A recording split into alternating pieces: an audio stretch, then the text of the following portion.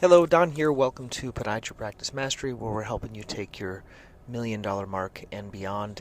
I am really happy. I am having some doctors that are actually getting some traction with some of the resources here. There was one that reached out to me, Ben.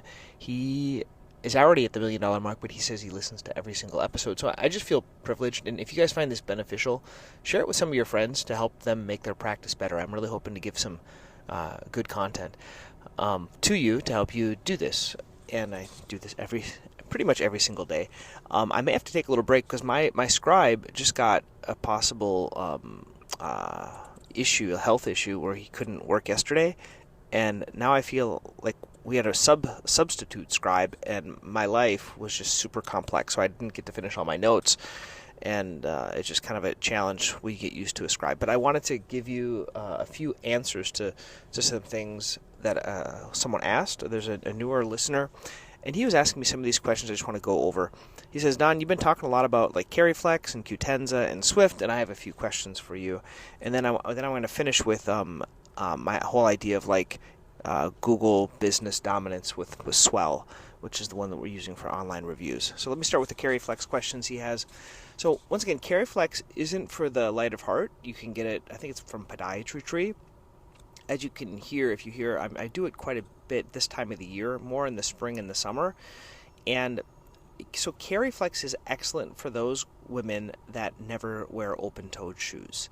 It's excellent for the ones that have an onycholytic nail, maybe a fungal nail, but mostly it's a damaged toenail from a botched, usually it's an ingrown toenail or some type of trauma to the nail, so they only have a stub of nail. Those are the actual most ideal patients. You have to have something for it to attach to, and then you put, you basically clean the skin, you put this resin on there, you form the nail, and then you put a sealant on it. It has a little UV light. I have a nail tech that helps me with it, but I'm actually doing more than she is these days just because she's not here all the time.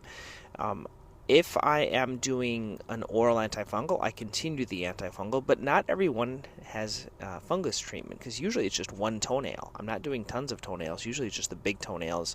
Occasionally I'll do a couple of other ones. The way I do it for profit, I charge $75 for the kit, and I say that the kit has about 4 toenails worth of gel in there. And then I also have them, they pay $125 for the first nail, and then $50 for the additional nail because it doesn't take me much more work. So if you think about it, it would be like $175 plus the kit, which is $250. So it's reasonable if there's the kit and the nail and the application. So it's kind of worth it. I do charge an office visit. And then if it falls off under 3 months, I have them come back. I do not charge them. I just do an office visit if they have the gel, builder gel. Now they asked me some questions about like, is it the same as acrylic? It's not. Acrylic is a much harder application. It's glued on, and if it's less rigid. This one's a little bit more flexible, so it's better inside the shoes.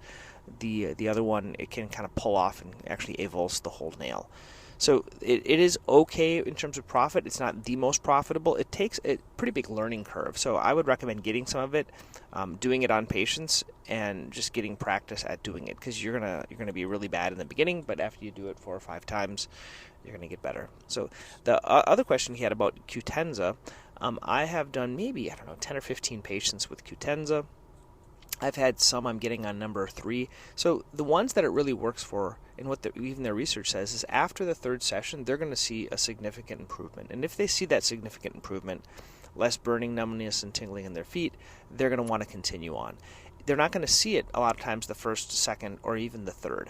I just saw a patient back at the 3rd one, or I think it was at the 4th one, and he's like, yeah, this is great, I want to keep doing this. If they're not saying that, then a lot of times I'll just stop doing it. But if they say that, I will do that. The question is, where do you source it from? So there's 2 ways you can do Qutenza. You can do a buy and bill. It's where we actually buy the product, and then we bill that along with it's called the nerve destruction code, and it's like a neurolysis code that we use. So within ModMed that we have, there are different codes. So you do the actual application procedure, and you have the application of the Qutenza on the feet, and then you have the actual the other code of my personal technical ability of putting it on. So most patients, I prefer not to do the buy and bill. I prefer them to get it from a specialty pharmacy. So we have a rep that helps us out, and we have one dedicated staff member that kind of works on this, gets approval from the insurance, gets approval from Qutenza. They just verify that it's covered, and then we haven't had to eat any of these yet. We're still like it's profitable. So to buy and bill though, it's a big expense because the stuff is very expensive, and there's not much profit in the actual Qutenza itself. It's more in the application that we get paid for. Very similar to how it used to be with like different types of grafts. It was more the application when I used to do like dermografts and stuff like that. So it's been fine. We found suppliers in the local pharmacies. Okay, and then the last question he had was about Swift. So timing. So Swift is on my treatment sheet. So if you want my treatment sheet, shoot me an email. I'll send it to you, don@podiatrypracticemastery.com. It's option number 1 on my treatment sheet. So I have no problems doing it the first visit. I only have one Swift, and I have 2 offices. So if they want it, they have to come to my Worcester office. I go over on the sheet. Basically, I flip it around, let the patients look at it on a clipboard, and I say, okay, you can do Swift. It takes about 4 visits. They're once a month. There's no pain afterwards.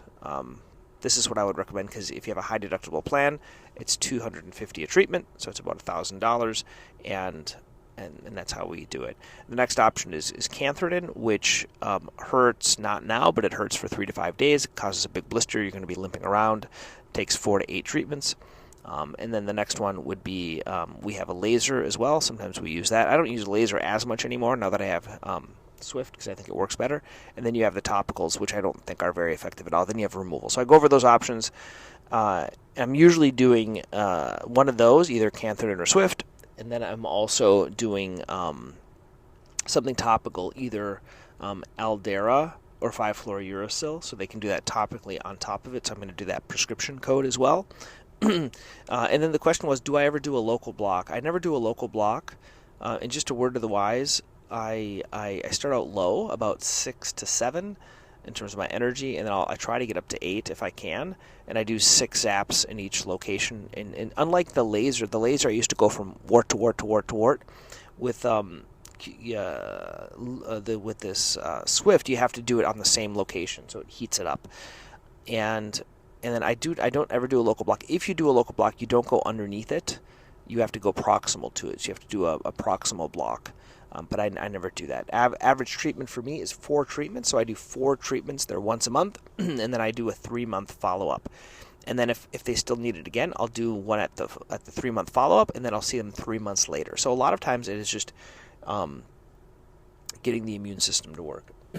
A couple of ways you can make it more profitable. You could do cantharidin at the same time. I feel bad double dipping, meaning charging insurance for cantharidin and charging them $250 for the Qutenza. So sometimes what I'll do is I'll have them pay for the first 4 for I'm sorry, not Qutenza, for Swift. I'll pay for the first 4, and then if I'm not seeing as much improvement as I want, I will double up. I'll do cantharidin as well with the Swift.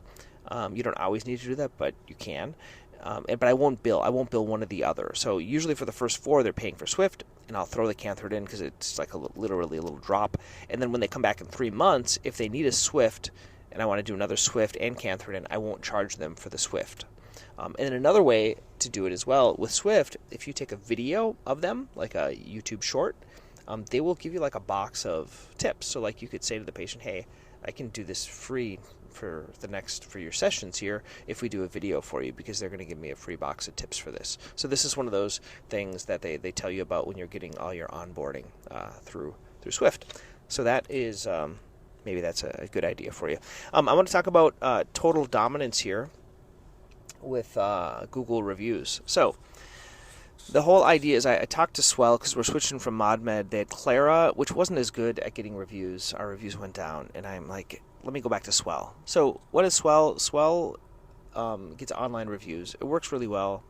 It sends patients a message about 6 o'clock, and it asks them how we did. Now, what I told them, they've never done this for anyone, so it's kind of, you could ask them because they've done it for me now.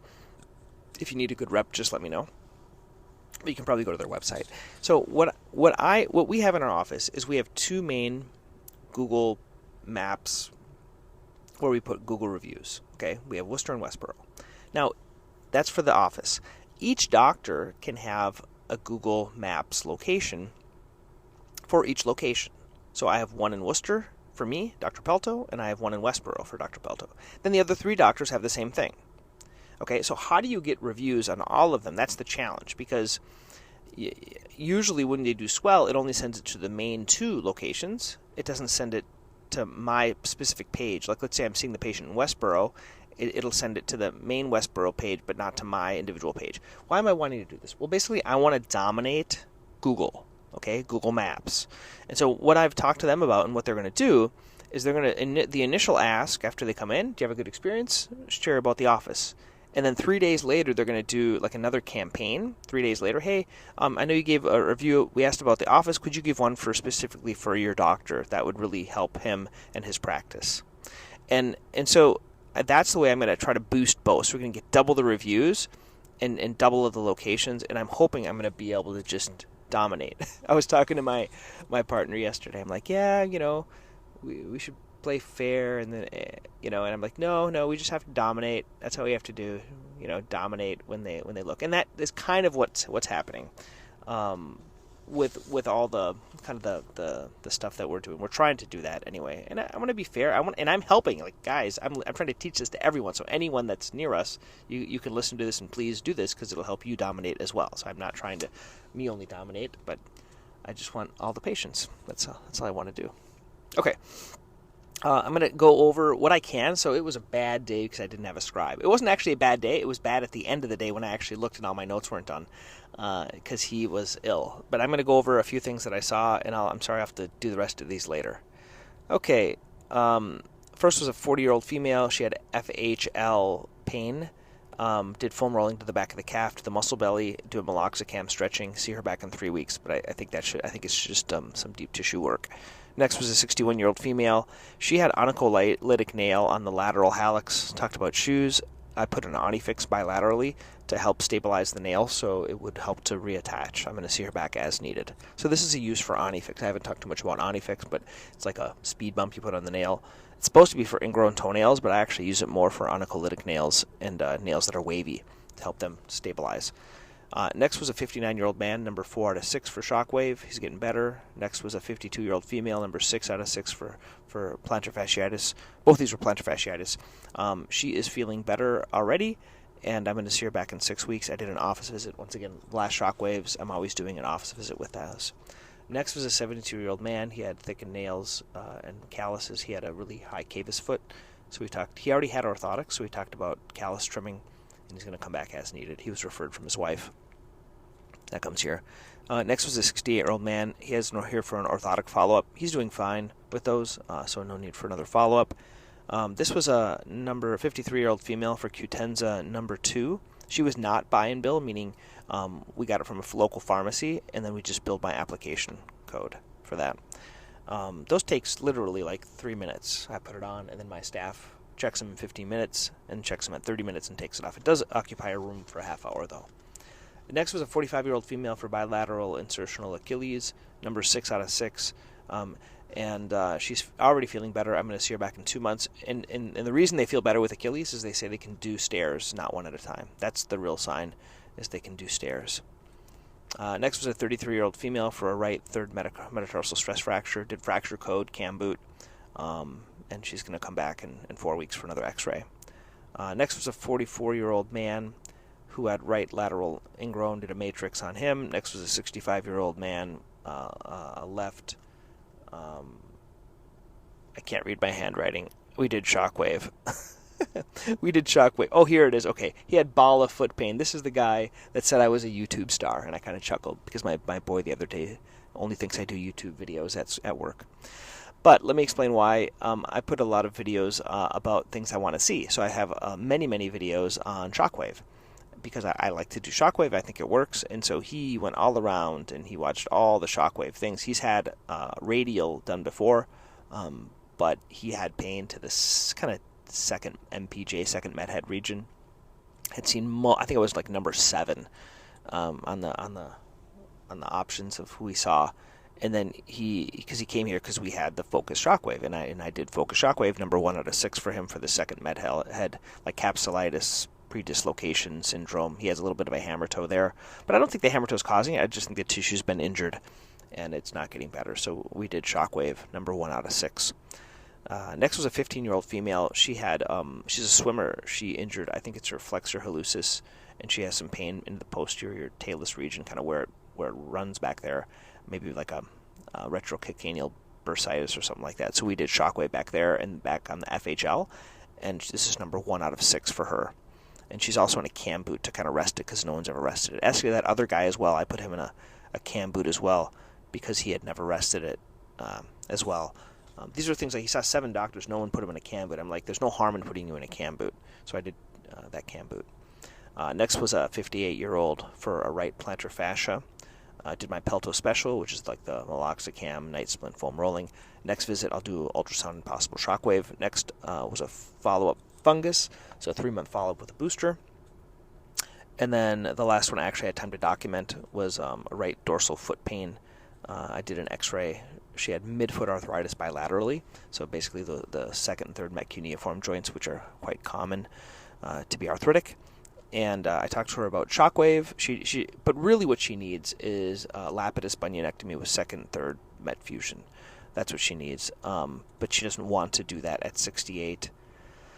So what other option do you have? You have an orthotic. You have a meso brace, I think it's ZZO or meso, or you have cortisone or shockwave. So I talked to her about shockwave. I talked to her about doing some cortisones, and she's going to decide that. So that was the day. Once again, I hope you guys found this beneficial. If you have other questions or you like the podcast, please share it with others and let me know what other thoughts that you have. And if you are over $1 million and you're doing like stuff that I'm not, like tell me. Shoot me an email what else you're doing that I'm not doing so I can start doing it and I can help other people to do that, to get their practice to this $1 million mark and beyond in their personal production.